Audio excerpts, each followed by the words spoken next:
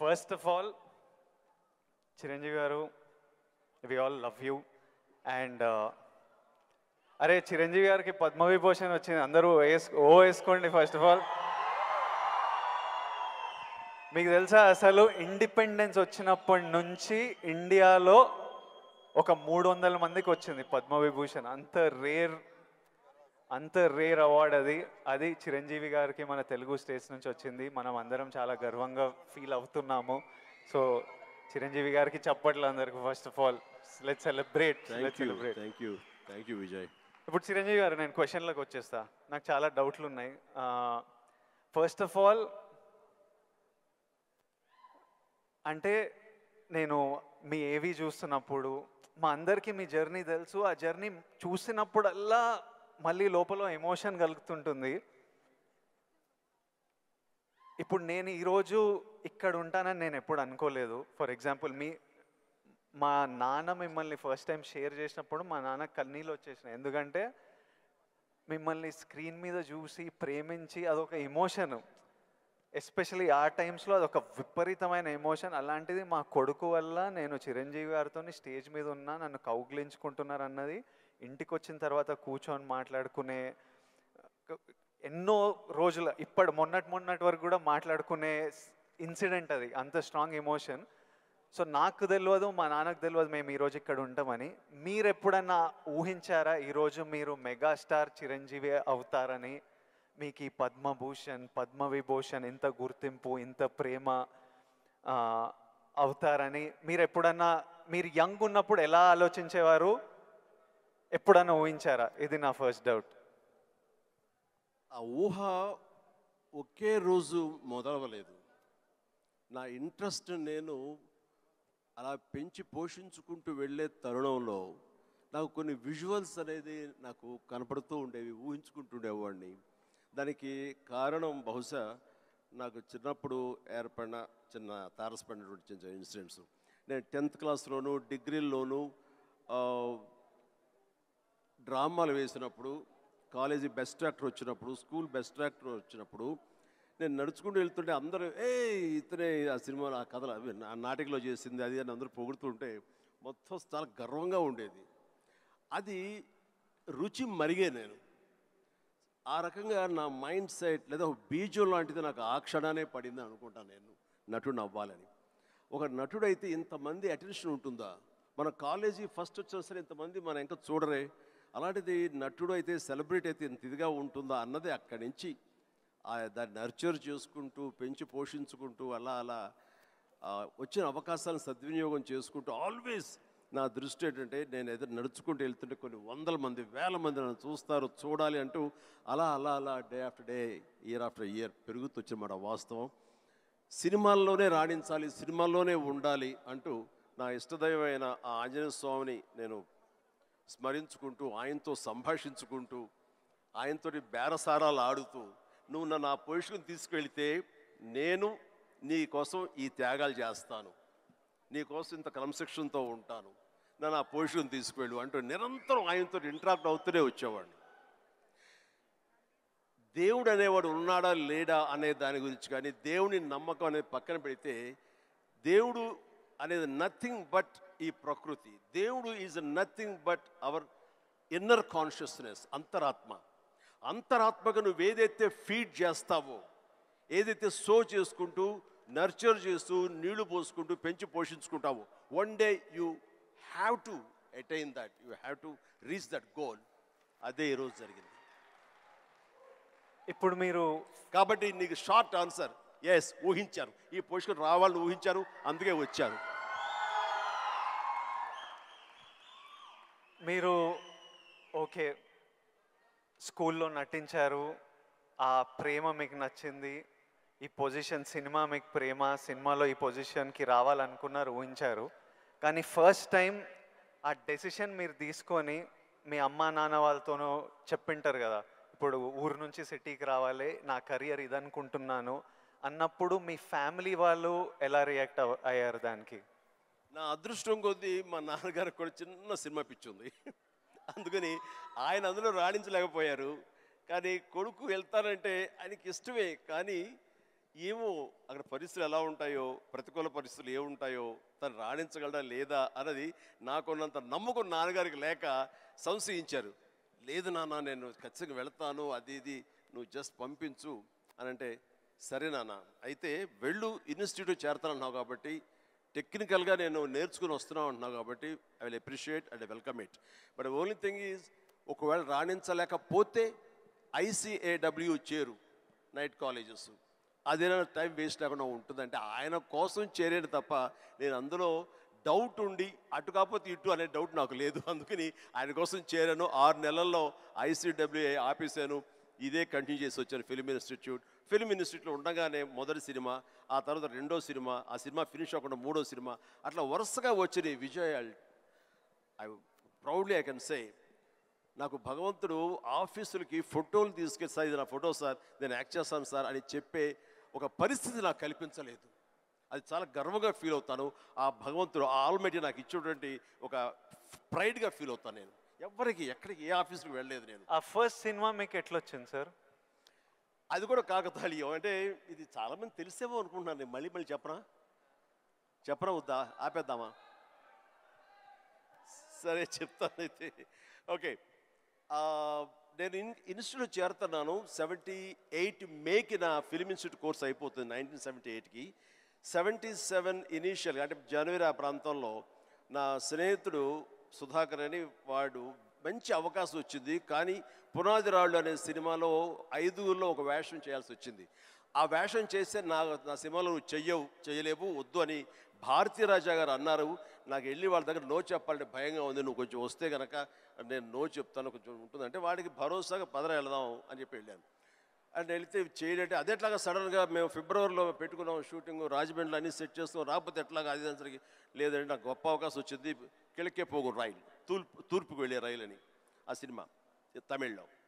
And దానికి సరే ఏమైతే చేయడండి, మావాడు అనవసరం, వాడు కెరీర్ పాడు చేయకండి, పదరా అని వచ్చాను. ఆగి ఒక నిమిషం, నువ్వు చేస్తావా అని.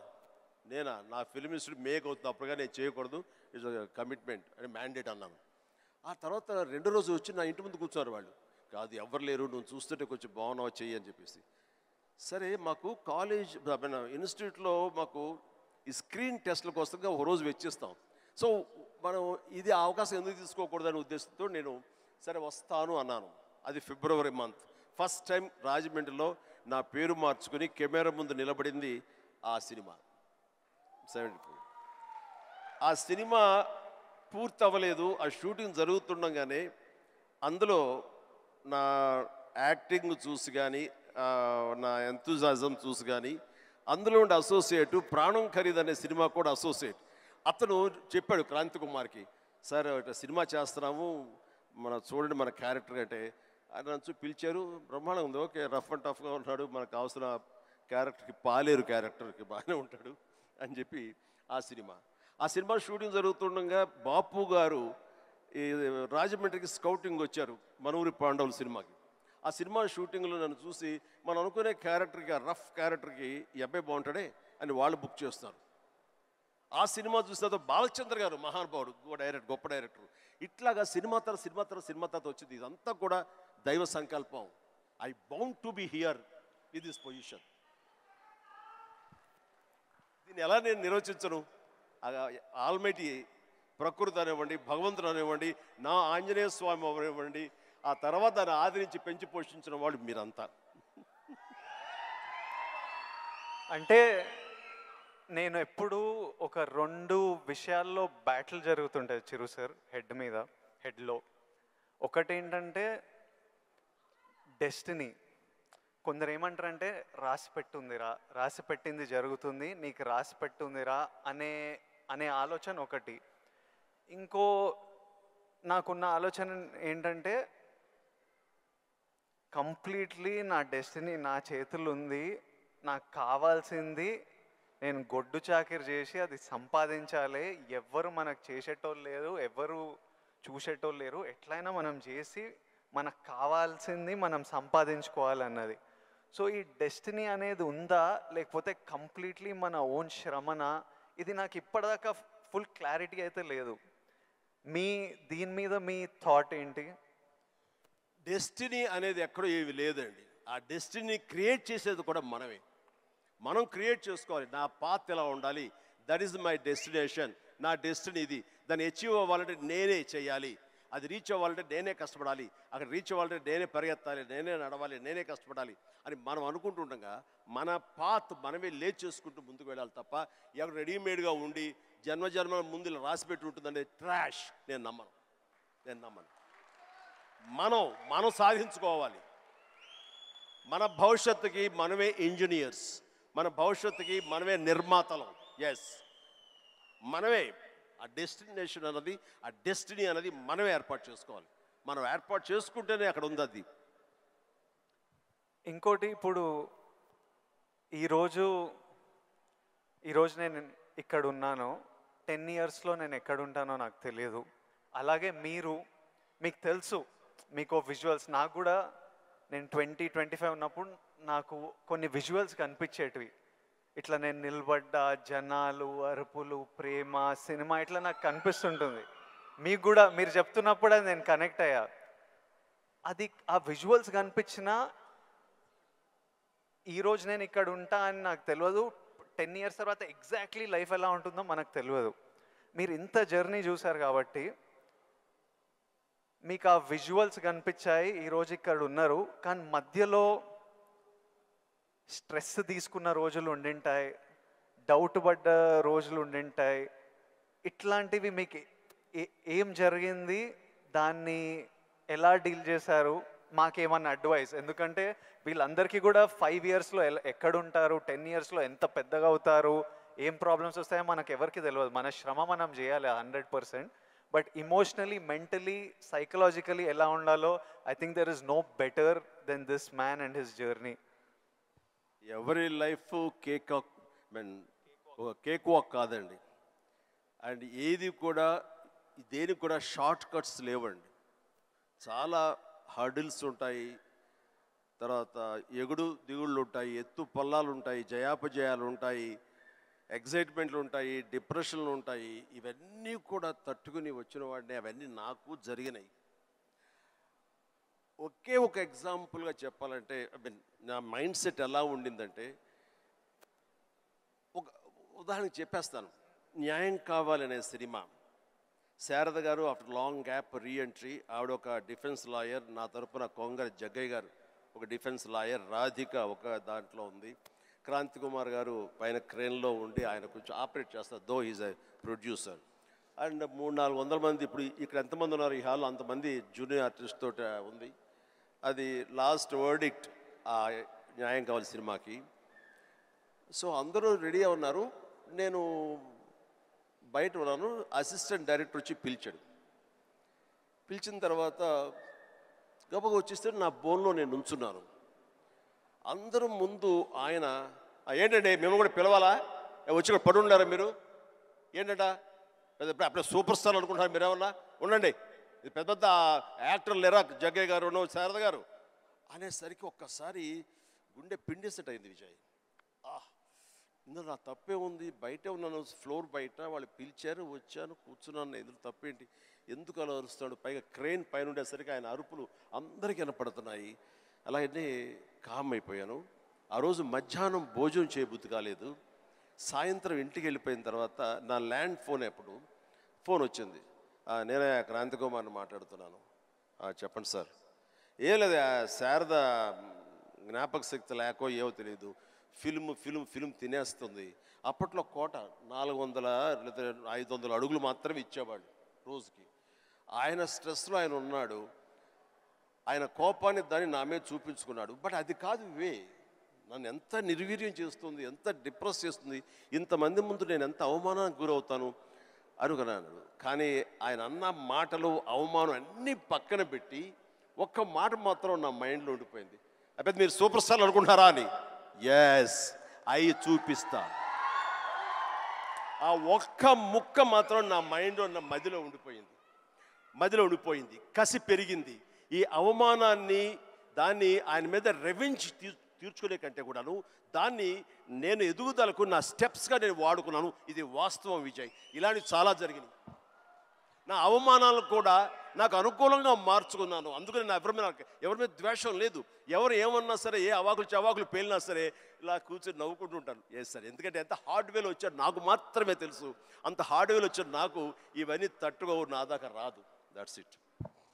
ఇప్పుడు మీరు కూర్చొని మీ రీల్ పడుతుంటే ఇంద్రాలో మీరు చూసింటారు, చూడాలనిలో మిమ్మల్ని మీరు చూసినప్పుడు మీకు ఏమనిపిస్తుంటుంది సార్? ఇప్పుడు ఇంద్రాలో షోరీల్లో మీరు చేసిన ఇప్పుడు 25 years నుంచి లాస్ట్ 25-30 yearsలో మీ సినిమాలన్నీ డిఫరెంట్ ఏజ్ గ్రూప్లో మీ మెంటాలిటీ డిఫరెంట్గా ఉండింటుంది. అప్పుడు మీ ఇమోషన్స్, మీ స్ట్రగుల్స్ డిఫరెంట్గా ఉండింటాయి. మీ టెన్షన్లు ఏదో సినిమాకి ఇప్పుడు నాకు ఈరోజు ఫ్యామిలీ స్టార్ రిలీజ్ అవుతుంది. నా షోరీలు ఎప్పుడైనా వేసినప్పుడు నాకు ఎవడే సుబ్రహ్మణ్యంది పడుతుంటే ఆర్ పెళ్లి చూపులది పడుతుంటే నాకు సడన్గా ఆ రోజు నేను ఎంత భయపడుతున్నా నాకు గుర్తొస్తుంటుంది.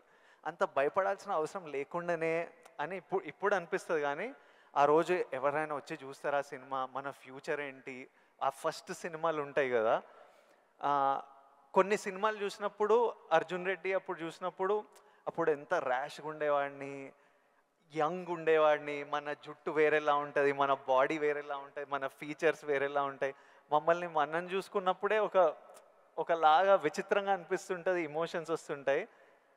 అలాంటిది మీరు ఇవన్నీ ఐకానిక్ ఫిల్మ్స్, ఫర్ ఎగ్జాంపుల్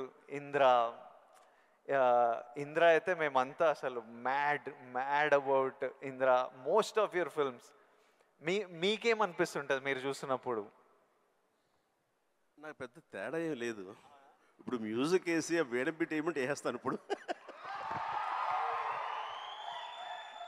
అప్పట్లో అలా వేశారు, ఇప్పుడు చూస్తుంటే ఇప్పట్లో అప్పట్లో ఆ రెండు నాకు ఇష్టం లేని పదాలు. ఎందుకంటే అప్పట్లో అన్నావంటే ఇప్పట్లో నువ్వేమి లేనట్టే అని నాకు అస్సలు అట్లా అస్సలు కాదు. ఇప్పుడు ఇంకెక్కడో ఉన్నారు.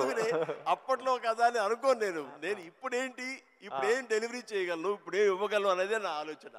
అలాగే ఉంటుంది. ఇప్పుడు మీరు అన్నట్లు ఇందాక షోరీలు చూస్తుంటే వైనా వేస్తాను ఇప్పుడు కావాలంటే అనిపిస్తుంటుంది. దానికి కావాల్సిన ఉంటుంది.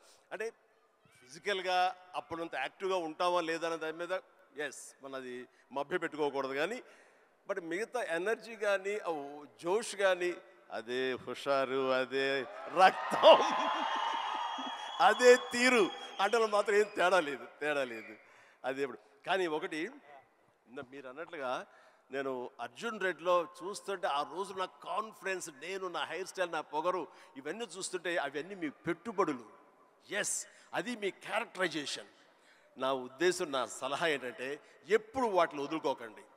అవన్నీ కూడా మీకు మీ క్యారెక్టర్ నిలబెట్టేటటువంటి మీ చుట్టూ ఉండే కంచు కోటలు అవి. దాని నుంచి ఎప్పుడు షార్ట్ అవడం కానీ దాన్ని అలా ఉండదు. ఎప్పుడు అదే పొగరుతో ఉండండి, అదే యాటిట్యూడ్తో ఉండండి. You will be loved by many millions of the people. అది మీ ఎస్సెట్. అది ప్రతి వాళ్ళకు ఒక ఎస్సెట్ ఉంటుంది. నేను తల్లగా అరే ఏమో దొబ్బుతున్నారు ఏంట్రా బాబు అన్నానుకో, ఆ డైలాగ్ నాకు అతకదు, నీకు అతుకుతుంది, నేను లైక్ చేస్తాను అట్లా. అందుకని మన దగ్గర ఏవే ప్లస్ పాయింట్స్ ఉంటాయో వాటిల్లోనే మనం ఓన్ చేసుకోవాలి, వాటితోనే మనం ఇంటరాక్ట్ అవ్వాలి, వాటితోనే మనం అట్రాక్ట్ చేసుకోగలగాలి. అందుకనే అవి మీ అసెట్స్ ఏమున్నాయో అది ముందు గుర్తించాలి. ఏ క్వాలిటీస్ అయితే ప్రజలు, ప్రేక్షకులు, ముఖ్యంగా మీ అమ్మాయిలు లైక్ చేస్తున్నారో దాన్ని మాత్రం వదులుకోవద్దు అంటారు. వదులుకోవద్దు. Please do it.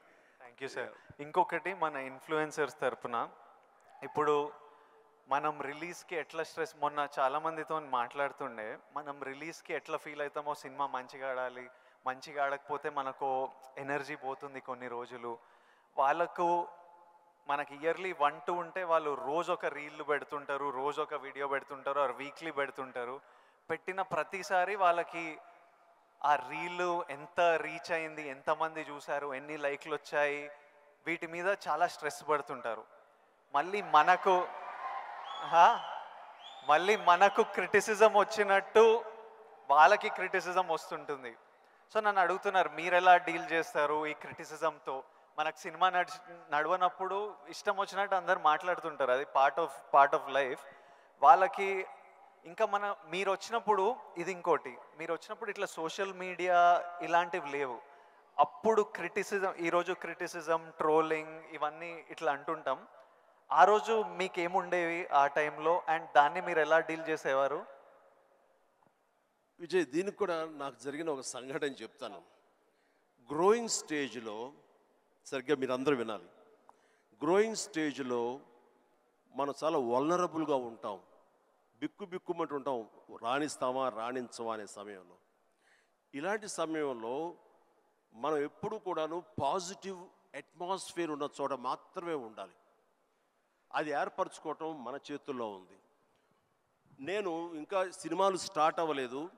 Pondy Bazar, tea Nagar, Madras, అక్కడ ఒక ఏరియా ఉంటుంది. అక్కడ చాలామంది సరదాగా ఈవినింగ్ కబుర్లు చెప్పుకోవడానికి వస్తారు. వచ్చినప్పుడు వాళ్ళ దగ్గర నేను సరదాగా వెళ్తే ఒక ఫ్రెండ్ తీసుకెళ్ళాడు, రా సరదా కూర్చొని ఒక టీ తాగి వచ్చేద్దామని. ఏంట్రా మీ ఫ్రెండా, ఎవరు, ఏం పేరు? శివశంకర్ వరప్రసాద్ అండి. ఆహా, ఓకే. ఏంటి సినిమాలో వేషాలు వేద్దామనా? అవునండి. అబ్బో ఏ వేషాలు అంటే, అవకాశం ఉంటే హీరోగా చేద్దామని. రే ఇట్లారా, వీడు ఎంత అందంగా ఉన్నాడు చూడు, వాడు ఫోక్లోర్ ఫేస్, ఎంత చక్కటి ముక్కు ఎక్కువ, వాడికే దిక్కుద్ది వాడు లేదు, ఈయన హీరో అయిపోతాడట. అరే బాబు, మేమంతా అదే పరిస్థితిరా, చాలా చాలే అన్నాడు. ఎందుకు హుషారుగా వెళ్ళిన వాడిని తిరిగి ఎంతో నిస్సారంగా డల్ అయిపోయి రూమ్కి వచ్చాను. వచ్చిన వాడిని ఎందుకు వెళ్ళానా అక్కడికి అని, నేను ఏ వ్యక్తిత్వ వికాస్ పుస్తకాలు చదవలేదు, ఏ గురువులు లేరు, ఏ సద్గురువులు లేరు, నాకు ఎవ్వరూ లేరు. ఆ టైంలో నా ఆంజనేయ స్వామి నేను ఇంటరాక్ట్ అవుతాను, చేసుకుంటాను, నా బాధలు ఆయనతో చెప్తాను, ఆయన నాకు సమాధానం చెప్పినట్లుగా నాకు అనిపిస్తుంది, ఆ సూచనలు తీసుకుంటాను, తద్వారా అలాగే నేను వెళుతూ ఉంటాను. నేను ఎవరు వెళ్ళమన్నారు అక్కడికి? వాళ్ళందరూ దిక్కుమాలి ఎదవలు కదా, ఫ్రస్ట్రేటెడ్ పీపుల్. అక్కడికి వెళ్తే నీకు ఉత్సాహం వచ్చేస్తాను అనుకుంటావా? మన ఇద్దరం కూర్చున్నాం కదా, మన ఇద్దరం సరదాగా మాట్లాడుకుంటున్నాం కదా, నేను ఎంకరేజ్ చేస్తున్నాను కదా, ఎవడెళ్ళమన్నాడు రా అని. అవును స్వామి, తప్పైపోయింది, నేను వెళ్ళకూడదు, చిచ్చి చాలదు. ఆ క్షణం నుంచి, ఇది I'm talking about 1977 somewhere mid, ఆ రోజు నుంచి మళ్ళీ పాండీ బజార్ వైపు నేను వెళ్ళలేదు. మనం నెగిటివిటీ ఉన్న చోటకు వెళితే, మనం కన్సాలిడేట్ అవుతాం, వెళితే కనుక మనం షార్టర్ అయిపోతాం. దీనికి బెస్ట్ ఎగ్జాంపుల్ అందరికీ తెలిసేలాగా చెప్పాలంటే విజయ్, మనం స్లాబ్ వేస్తే ఆ రోజు వర్షం పడకూడదని అందరం కోరుకుంటాం, చాలామంది తెలుసు. వర్షం చుక్క ఒక్కటి పడితే ఆ రోజున మొత్తం స్లాబ్ అంతా మళ్ళీ వేయాల్సి వస్తుంది, మొత్తం నిరుపయోగం అయిపోతుంది. బట్ ఆరిన తర్వాత 2 days అయిన తర్వాత అదే నీరు క్యూరింగ్ కోసంగా మళ్ళీ వాడుకుంటుంటారు. అంటే ఇంట్లో మహిళలకు తెలియాలంటే పెరుగు తోడు పెడతామండి. ఆ పెరుగు తోడుకున్న సమయంలో ఒక చిన్న నిమ్మకాయ ఇంత ఉప్పు పడింది అనుకోండి, మొత్తం విరిగిపోతుంది. అదే తోడుకున్న తర్వాత అదే ఉప్పు అదే నిమ్మకాయ పిండుకుంటే ఆ రుచే వేరు. నేను అలా అనుకుని నాకున్న ప్రతికూలాలని నా అనుకూలంగా నేను మార్చుకోవడం మూలంగా నాకు ఇంత మానసిక స్థైర్యం, మానసిక ధైర్యం వచ్చింది. నేను ఎప్పుడు అది అట్రిబ్యూట్ టు మై ఐడల్, నా భగవంతుడికి చూస్తుంటాను.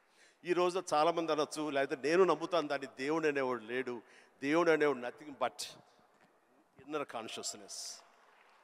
బట్ అది చిన్నపిల్లలకి చెప్పకూడదు, చిన్నపిల్లలకి చెప్తే కన్ఫ్యూజ్ అయిపోతారు.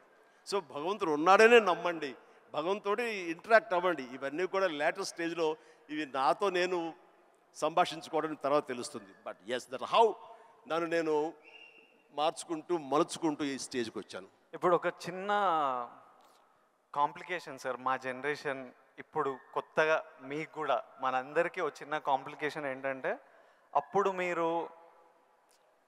వీళ్ళు ఫ్రస్ట్రేటెడ్ వాళ్ళు పాండీ బజార్లో కూర్చున్నారు, అక్కడ వెళ్ళొద్దు, నెగిటివిటీ నుంచి దూరంగా ఉండాలి, మనం ఎందుకు అక్కడ వెళ్ళాలని దూరంగా ఉండి మీ పని మీద మీరు ఫోకస్ చేశారు.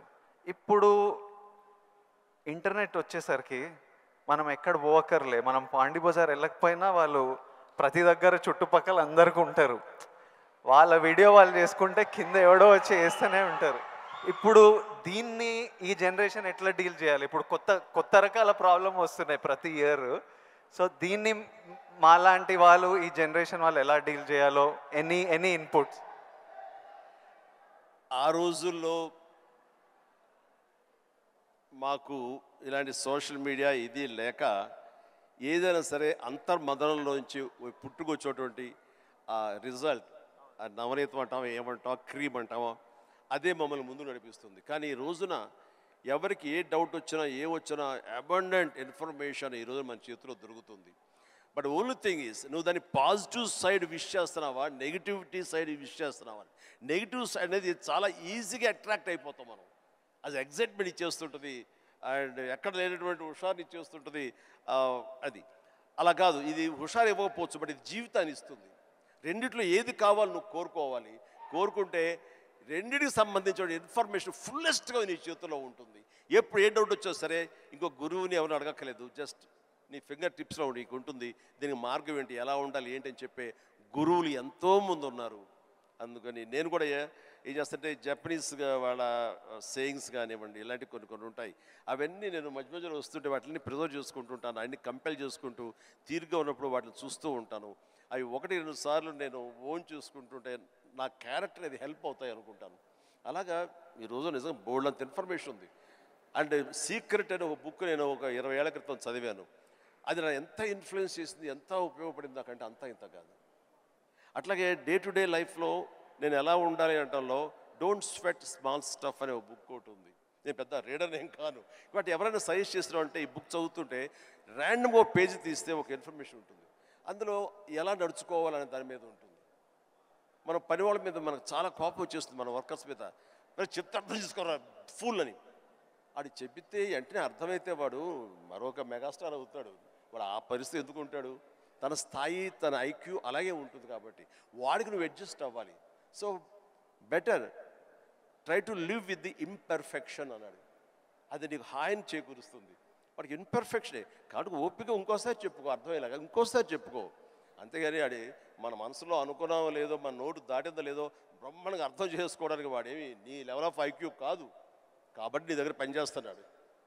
సో అట్లాగా ప్రతి నా రొటీన్ లైఫ్లో నన్ను నేను చక్కగా నా జీవితం తీర్చిదిద్దుకోవడానికి ఈరోజు మీరన్న ఈ ఇన్ఫర్మేషన్ సోషల్ మీడియా నాకు ఉపయోగపడుతుంది. అండ్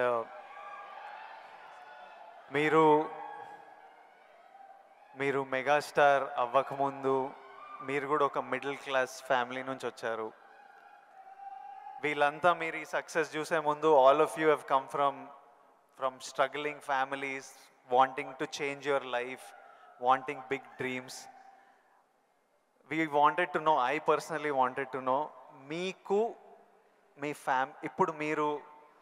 ఇప్పుడు mega star, mega family, huge family అందరికీ మీరు గైడింగ్ లైట్, ఫౌండర్, ఒరిజిన్స్. ఇవన్నీ అవ్వకముందు మీకెవరు ఒక ఫ్యామిలీ స్టార్? మీ ఫ్యామిలీ స్టార్ ఎవరు? కోర్స్ మా నాన్నగారే నా ఫ్యామిలీ స్టార్. నాన్నగారు ఎవరికైనా సరే ఆయన ఫ్యామిలీని ఎలా చూసుకుంటారు అనేది నేను ఆయన దగ్గర నుంచి నేర్చుకున్నాను. నాకు మా ఫ్యామిలీ హీరో అయినా, నా ఫ్యామిలీ స్టార్ అయినా మా నాన్నగారే. మా అమ్మకు 5-6 మంది చెల్లెళ్ళు ఉండేవాళ్ళు. మా తాత చనిపోయారు, వీళ్ళ దిక్కులేని వాళ్ళు అయిపోయేవాళ్ళు.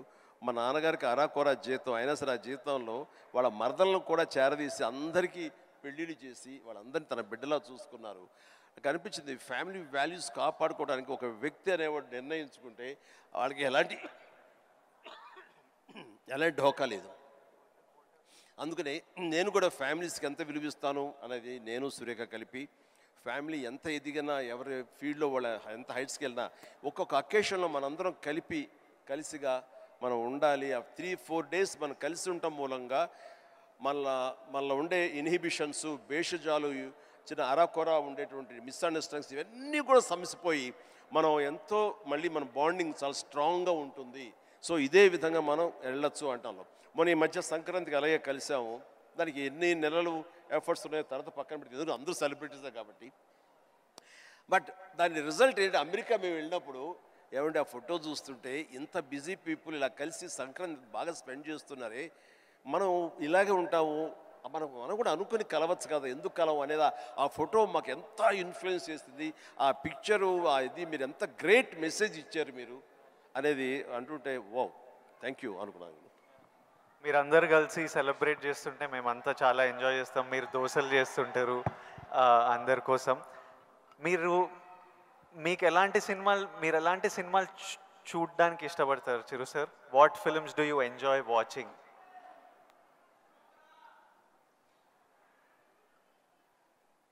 చెప్తే నవ్వుతారు వాళ్ళు. తెలియాలి మా అందరి క్యూరియాసిటీ. ఎందుకంటే మా ఇంట్లో నవ్వుతారు. అది మిక్కీ మౌస్, లార్ల్ అండ్ హార్డీ, ఇలాంటి సినిమాలన్నీ చూస్తుంటాను. అండ్ ఇది మన ఇలాంటి సినిమాలన్నీ కామెడీ సినిమాలు చూస్తుంటాను. సినిమాలుగా చూస్తే జాకీ చాన్ సినిమాలు చూస్తుంటాను, ఆ యాక్షన్ హై ప్యాక్డ్. ఇంకొంచెం బెటర్ సినిమాలు అంటే ఇప్పుడు టాప్ గన్ అని మొన్న వచ్చింది కదా, టామ్ క్రూజ్, ఇలా చూస్తుంటాను. ఏమంటే ఆ లవ్ స్టోరీ ఉన్న చూసారా మీరు, ఎంత బాగుంది టైటానిక్ షిప్, మీరు చూడాలంటే వావ్ గ్రేట్ మూవీ ఎస్ అన్నాను, కానీ నేను దాన్ని చూడలేకపోయాను. అంటే ఏదో విషాదం, బాధ, అది అన్ని. అందుకనే నేను సినిమాలకు సంబంధించి మాత్రం లైట్ హార్టెడ్ ఫిలిమ్స్ చూస్తాను. అందుకని నాకు మా గ్రాండ్ డాటర్స్తో మాత్రం మంచి మ్యాచ్ అవుతుంటుంది. అందుకని వాళ్ళు ఎంతసేపటికి కోకో మిలన్ ఇలాంటివి కొన్ని చూస్తుంటారు, నేను కూడా వాళ్ళతో కూర్చొని అలా చూస్తూ ఉంటాను. వాళ్ళు వెళ్ళిపోతారు కానీ ఇంకా అలా చూస్తూనే ఉంటాను. ఏమండి ఆపేయండి వెళ్ళిపోయాడు, అవునా కదా బాగానే ఉందని. అంటే ఆ మిక్కీ మౌస్ వాటిలో ఉండే టైమింగ్ అని, అది కానీ ఆ క్రియేటివిటీ చాలా ఇంట్రెస్టింగ్ ఉంటుంది, అలా చూస్తూ ఉంటాం. అందుకనే నవ్వుకుంటారు ఎవరైనా సరే. And one last question sir, మన లైఫ్, ఐ నో పర్సనలీ నా లైఫ్ చాలా మారిపోయింది లాస్ట్ 10 yearsలో. మీ లైఫ్ ఎంతో మారిపోయి ఉంటుంది ఫ్రమ్ మీరు స్టార్ట్ అయినప్పటి నుంచి ఈ రోజుకి. కానీ నాకు ఇంకా నా హెడ్లో ఇంకా ఆ పిల్లోడిని, ఎందుకంటే నేను 25 years వరకు ఒక లైఫ్ చూశాను, ఇప్పుడు 34.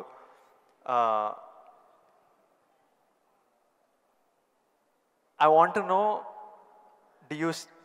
ఇంకొన్ని అలవాట్లు అలా ఉండిపోతాయి. ఫర్ ఎగ్జాంపుల్ కొన్ని మిడిల్ క్లాస్ అలవాట్లు, అలానే మీరు ఎంత లగ్జరీ, ఎంత డబ్బు చూస్తున్నా కొన్ని హ్యాబిట్స్ అలా ఉండిపోతాయి. ఫర్ ఎగ్జాంపుల్ నేను ఇప్పటిదాకా నా షాంపూ బాటిల్ అయిపోతే ఇంకా దాంట్లో నీళ్లు నింపి ఇట్లా షేక్ చేసి పోసుకొని అప్పుడే బాటిల్ పడేస్తాను, లేకపోతే నా వల్ల కాదు పడేయడం. అట్లాంటిది మీకేం హ్యాబిట్స్ ఉన్నాయి ఈ రోజు వరకు? నా మనసును టచ్ చేసావు. నేను నా గోడు చెప్పుకుంటాను. లైట్లన్నీ ఆన్ చేసి వెళ్ళిపోతానండి, నేను మళ్ళీ వెళ్ళి అన్నీ ఆఫ్ చేసుకుంటూ వెళ్తానండి. టెల్ మీ ఒక 5 చెప్పండి ఇలాంటివి. అలాగా. తర్వాత హీటర్ ఆన్ చేస్తారు, గీజరు, అంత స్నానం అయిపోతే వెళ్ళిపోతారు. నేను ఎత్తుక్కుని గీజరు ఆన్ చేస్తాను. ఇప్పుడు టెన్షన్ ఎక్కువైపోయి ఏం చేస్తారంటే, నా మొబైల్లోనే మా ఇంట్లో ఉండే ఆల్ లైట్స్, ఏసీస్ ఇవన్నీ. మీరు నమ్మరు, ఇవాళ చరణ్ ఏదో బ్యాంకాక్ వెళ్ళిపోయాడు, వెళ్ళిన తర్వాత ఆవిడ ఫ్లోరు క్లోజ్ చేశారు. ఏమైనా లైట్లు ఆన్ చేసి వెళ్ళిపోయారు ఏంటో చెప్పేసి మొబైల్ యాప్ ఓపెన్ చేసి, అరే చాలా 5-6 లైట్లు ఆన్ చేస్తున్నాయి, ఎవరి కోసం ఇవి చూసుకోరు వ్యవహారాలు అని చెప్పేసి మొత్తం అంతా కలిపి అన్నీ ఆఫ్ చేసుకుని వచ్చాను. దీన్ని మిడిల్ క్లాస్ మెంటాలిటీ అంటారు. ఇది అవసరం ఈ రోజున. వాటర్ కూడా ఎక్కువ. Yes, thank you. ఈ రోజున నువ్వు అంటున్నావు నువ్వు షాంపూ చెప్పావు కదా, నేనేం చేస్తాను చెప్పనా? అయిపోయిన సోపులన్నీ కలిపి గట్టిగా కంప్రెస్ చేసి, ఇది నిజమండి, నమ్మరు, ఇది చెబితే. సో ఇలా నీళ్లు పోసుకునే కుదించి ఆఖరిగా షాంపూ అది నేను వాడతాను. అందుకనే ఆయన చెప్పగానే ముందు నాకు చాలా రిలేట్ అయ్యాను నేను. సో సోప్ ముక్కలన్నీ కలిపి కంప్రెస్ చేసి అదో సోప్లాగా వాడి అది వాడతాను. అంటే ఇది మన మెంటాలిటీ అలా ఉంది, అలా చేయాలి. ఈ రోజున అలాగే వాటర్ కూడా నేను చెప్తాను. ఈ వాటర్ క్రైసిస్ రాబోతున్నందుకు ఈ మధ్య మేము బెంగళూరులో హౌస్ కట్టామండి. బెంగళూరులోనే ఎంత నీటి ఎద్దడి ఉందని మీకు అందరికీ తెలుసు. అక్కడ ఇంకుడు గుంటల్లాగా పెట్టి వాటర్ని గ్రౌండ్లో ఆ వాటర్ బెడ్స్ మెయింటైన్ చేయడం కోసం ఎవరు ప్రయత్నాలు చేయలేదు. అలాంటివి చేయాలని చెప్పేసి నేను 1 year బ్యాక్ అన్నీ ఏర్పాటు చేశాను. ఇప్పుడు ఈ మధ్య దాన్ని ట్వీట్ చేశాను, ఇలా చేశాను బెంగళూరులో నా ఇంట్లో. ఇది ప్రతి ఒక్కరు చేసే కనుక ఆ నీటి రిజర్వ్ కన్జర్వేషన్ మనం ప్రొటెక్ట్ చేసుకోవచ్చు అని చెప్పేసి చాలా అవసరం అండి. ఇది ఇలాంటివన్నీ కూడా చూసేవాళ్ళకు ఉంటుంది. రేపు పొద్దున మేము సంద కలిపి సోపు ముక్కలని మడతపెట్టి అని రాస్తారు, అది ఎగత్తాళిగా రాస్తారు. మీరు దాని నుంచి నీతిగా రాయండి, 10 మందికి ఉపయోగపడుతుంది. వాటర్ ఇంత జాగ్రత్తగా మన షాంపూలు కానీ విజయ్ దేవరకొండ, చిరంజీవి లాంటి వాళ్ళు ఇలా వాడుతున్నారు. వాళ్ళు సూపర్ స్టార్స్ అయ్యి ఉండొచ్చు, లగ్జరీ లైఫ్ అయితే అయి ఉండొచ్చు. అయిపోగా తీసి పడేరండి, అందులో నీళ్లు పోసుకుంటూ షేక్ చేసుకుంటూ వాడతారు. సోపు ముక్కల్ని 4-5 ముక్కల్ని అతికించుకుని ఒక సోపుగా చేసుకుని మళ్ళీ ఏదో వారం పాటు వాడుకుంటారండి. అండ్ ఒక ట్యాప్ ఓపెన్ చేసి షేవింగ్ చేసుకున్న ఇంకోటి చేసుకున్న ఆ వాటర్ని వేస్ట్ చేయకుండా ప్రొటెక్ట్ చేసుకుంటారండి. లైట్స్ అన్నీ ఆఫ్ చేసుకున్నావా లేదా, గీజర్ అన్నీ ఆఫ్ చేసావా లేదా అని వస్తే చూసుకుంటూనే ఉంటామండి, despite our busy schedules. So సామాన్యులకి ఇంకెంత బాధ్యత ఉంది, చెయ్యాలి. అందుకని ఇవన్నీ కూడా మీరు సరదాగా రాసుకున్నా సరే వీటి వెనకాల ఆంతర్య మాత్రం సీరియస్నెస్ మీ ద్వారా, మీలాంటి ఇన్ఫ్లుయెన్సర్స్ ద్వారా ప్రజానీకానికి వెళ్ళాలి. ప్రతి వాళ్ళు ఉండాలి. అందరూ తల ఒక చేయిస్తేనే, సో ఒక బిందు కలిస్తేనే సింధు అన్నట్లుగా మీరు అందరూ అనుకుంటేనే నీటి ఎద్దడి లేకుండా జరుగుతుంది, ఈ పవర్ కట్ లేకుండా జరుగుతుంది. అందుకని ఆ రకంగా ఇన్ఫ్లుయెన్సర్స్ వీళ్ళందరూ ఉపయోగపడాలి. చాలా మంచి క్వశ్చన్ వేసి టచ్ చేసాం. నాకు ఒక్క డౌట్ వస్తుంది విజయ్, రేపు మీ సినిమా రిలీజ్ కదా, ఆ సినిమా గురించి కదా మాలాంటి వాళ్ళు అడిగితే మీరు చక్కగా చెప్తే వాళ్ళకి క్యూరియాసిటీ ఉంటుంది. నా గురించి, నా గతం గురించి ఎందుకు చెప్పు. ఇదే ఇంట్రెస్టింగ్ సార్. ఇది మా అందరికీ పనికొచ్చే యూస్ఫుల్. నేను మిమ్మల్ని కలిసినప్పుడల్లా ఈ టాపిక్ మాట్లాడదామని కూర్చుంటా, కానీ మీకు షార్ట్ రెడీ మిమ్మల్ని ఎప్పుడు సెట్స్ మీద కలుస్తా, లేకపోతే ఈ ఫంక్షన్లలో కలుస్తా. ఈరోజు మంచిగా నాకు ఆపర్చునిటీ దొరికింది. అండ్ ఐ నో నాలాంటి వాళ్ళు ఎంతోమంది ఇది వినడానికి వెయిట్ చేస్తుంటారు. ఎందుకంటే మీ జర్నీ మనకి ఇన్స్పిరేషన్ మన చుట్టుపక్కల నుంచే తీసుకోవాలి. నేను యాక్టర్ అవుదామని నేను ఫిక్స్ అయినా, నేను యాక్టర్ అవుతా, నేను యాక్టర్ కాదు చాలా పెద్ద యాక్టర్ అవుతా అని చెప్పేవాడిని. ఒక్క సినిమా లేదు చేతిలో, కానీ ఇట్లాంటి ముచ్చట చెప్పేవాడిని. కానీ ట్రై చేసినప్పుడు నాకు అర్థమైంది ఇది ఈజీ కాదరా, అసలు ఆఫీసులకే ఎంట్రీ ఇస్తలేరు అన్నప్పుడు. సో నేను రోజు ఇంట్లో ఒక 2-3 ఇయర్స్ అట్లా ఇంట్లో కూర్చొని ఇంకా కొంచెం లో అయిపోతుంటే డాడీ అప్పుడు మీ గురించి చెప్పేవారు, అరే చిరంజీవి గారు మీ స్టోరీ చెప్పేవారు, మీరు ఎట్లొచ్చారు, ఎట్లా మీ పర్ఫార్మెన్స్తోని, మీ బిహేవియర్తోని, మీ ఇంటెలిజెన్స్తోని మీ జర్నీ గురించి మాట్లాడి, and he reminded me that you came from nowhere. And నాకు అరే ఇంకొకరు వచ్చి ఈరోజు అప్పటికి మీరు మెగాస్టార్, అరే ఎవరో ఫ్రమ్ నథింగ్ వచ్చి మెగాస్టార్ అయ్యారంటే మనం ఎందుకు కాలేమో, అవ్వచ్చు కదా అని నేను మీ జర్నీ నుంచి అది తీసుకున్నా. సో ఈరోజు ఈ కాన్వర్జేషన్ నుంచి ఎంతోమంది ఎన్నో డీటెయిల్స్ తీసుకుంటారు, ఎవరికో ఎలానో హెల్ప్ అవుతుంది అన్న నమ్మకం. అందుకే ఈ కాన్వర్జేషన్. అండ్ ఫ్యామిలీ స్టార్ గురించి April 5th వస్తుంది. మిగతా కంటెంట్ అంతా మీరు చూసారు, ఇంకా చెప్పే అవసరం లేదు. ఈరోజు బుకింగ్స్ కూడా ఓపెన్ అయిపోయాయి. ఐ నో దట్ చిరంజీవి గారు చూసిన తర్వాత విపరీతంగా ఎంజాయ్ చేస్తారు. చిరంజీవి గారికి గీతా గోవిందం కూడా చాలా ఇష్టం. గీతా గోవిందం చూసి మా సక్సెస్ మీట్కి వచ్చి ఎంతో ఎంజాయ్ చేశారు కాబట్టి మా సక్సెస్ మీట్కి వచ్చి మాతో సెలబ్రేట్ చేశారు. అండ్ ఐ నో ఇది నెక్స్ట్ లెవెల్ ఆఫ్ గీతా గోవిందం ఉంటుంది కాబట్టి చిరంజీవి గారికి హ్యూమర్ ఇష్టం కాబట్టి. ఇంకోటి చెప్పాలి మీకు, నేను సినిమాలు చేస్తుంటే ఎప్పుడు మా టీం ఒకటి ఉంటుంది, నా ఫ్రెండ్స్, నా మేనేజర్, వాళ్ళు ఎప్పుడు విజయ్ నువ్వు ఎప్పుడు ఇట్లా సీరియస్ సినిమాలు చేస్తావు, ఎప్పుడు ఏదో రియలిస్టిక్గా ఉండాలని, ఇట్లా కాదు, మేము యాజ్ ఫ్యాన్స్ మా హీరో అల్లరి చేస్తుంటే స్క్రీన్ మీద ఎంజాయ్ చేస్తాము అని నేను అర్థం చేసుకోకపోయేవాడిని. ఊరికే మీ ఎగ్జాంపుల్ ఇచ్చేవారు. చిరంజీవి గారు స్క్రీన్ మీద అల్లరి చేసి డ్యాన్స్ చేసి అట్లా మమ్మల్ని ఎంటర్టైన్ చేస్తే మేము ఎంత ఎంజాయ్ చేస్తాము అని నాకు గుర్తు చేసి మీ సినిమాలు రిలీజ్ అయినప్పుడల్లా నాకు పంపిస్తారు, ఈ చూడు. ఇప్పటిదాకా మొన్న వాల్టేర్ వీరయ్య అవి కూడా పంపిస్తూ, చూడు చిరంజీవి గారు ఇట్లా చేస్తే మేము థియేటర్లో ఎంత ఎంజాయ్ చేసామని. ఫైనల్గా అల్లరి చేసిన చిరంజీవి గారు ఈ సినిమాలో. And they are all happy, my team. So hopefully you will enjoy the film too. And finally should we surprise Chiranjeevi garu? Should we do the surprise last? దానికన్నా ఒక్క సెకండ్ ముందు we have a few more activities. Actually మీకు నేను ఉన్నానని గుర్తు చేద్దాం అనుకున్నా. So all the very best. ఎందుకంటే నాకు గీతా గోవిందం, పరశురామ్ అండ్ తన దీంట్లో నాకు చాలా ఇష్టం. అందుకని అండ్ మాకు ఒక్కొక్క సినిమా రిలీజ్ అయ్యే ముందు ఎంత ఉంటుందంటే, ఈ రోజుకి ఇన్ని సినిమాలు రిలీజ్ అవుతుంటే ఫస్ట్ సినిమా రిలీజ్ అవుతుంది అంత కంగారుగా, అంత ఇదిగా ఉంటుంది. సో తన హార్ట్ నేను ఇప్పుడు చూడగలను. అది 100-200 కొట్టుకుంటూ ఉంటుంది సినిమా రేపు రిలీజ్ అయ్యి పెద్ద హిట్ అయింది అనేంతవరకు. సో ప్లీజ్, మన కష్టం వృధా కాదు, డెఫినెట్లీ పెద్ద హిట్ అవుతుంది, డెఫినెట్ బాగుంటుంది. అందులో ఫ్యామిలీ మ్యాన్ అనేసరికి మన యూత్